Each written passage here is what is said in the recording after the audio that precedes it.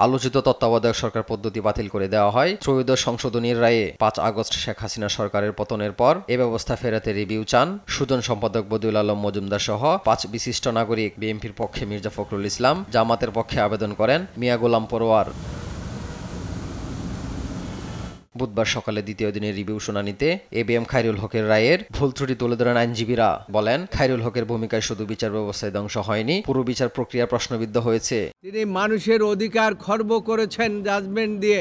শুনানিতে প্রধান বিচারপতি প্রশ্ন তুলেন, যদি তত্ত্বাবধায়ক ফিরিয়ে দেওয়া হয় এটি কবে থেকে কার্যকর হবে? জবাবে অ্যাটর্নি জেনারেল বলেন, এ নিয়ে আপিল বিভাগ চাইলে পর্যবেক্ষণ দিতে পারে। প্রধান বিচারপতি মনে করেন একটা কার্যকর সমাধান হওয়া উচিত, আমরাও মনে করি এটা একটা কার্যকর সমাধান হওয়া উচিত। কারণ আমরা চাই না বাংলাদেশের মানুষের ভোটের অধিকার প্রতিষ্ঠার জন্য আর কোনো মায়ের বুক খালি হোক,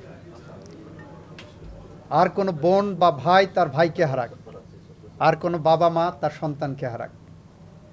আমরা এটা চাই না বলেই মানুষের কথা বলার অধিকার, গণতান্ত্রিক অধিকার, সাংবিধানিক অধিকার দীর্ঘস্থায়ীভাবে এটা একটা সমাধান হবে। বিএনপি, জামাত সহ আবেদনকারীদের আইনজীবী বলছেন, তত্ত্বাবধায়ক সরকার ফিরলে সুসংহত হবে দেশের গণতন্ত্র। যত আয়নাঘর বলেন, হাজার হাজার মানুষকে গুম বলেন, লক্ষ লক্ষ মামলা বলেন, এবং এই ফ্যাসিস্ট সরকারের বিনা ভোটে নির্বাচন বলেন, সবকিছু এই খায়রুল হকের এই জাজমেন্টের ফলে হয়েছে।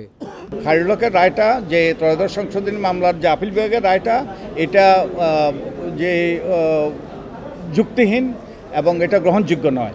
যদি তত্ত্বাবধায়ক সরকার ব্যবস্থা চালু থাকতো, বাংলাদেশে ফ্রি ফেয়ার নির্বাচন ব্যবস্থা চালু থাকতো, তাহলে কারো পক্ষেই স্বৈর শাসক হয়ে ওঠা সম্ভব ছিল না। তত্ত্বাবধায়ক সরকারের বিধান বাতিল এবং রায় নিয়ে প্রতারণা করায় খায়রুল হকের বিচারের দাবি করেন বিএনপির আইনজীবীরা। আর আপিল শুনানির জন্য ২১ অক্টোবর দিন ধার্য করেন সর্বোচ্চ আদালত। তৎকালীন সংবিধান সম্মতভাবে হয়নি। এইচ হিমেল, দেশ টিভি, ঢাকা।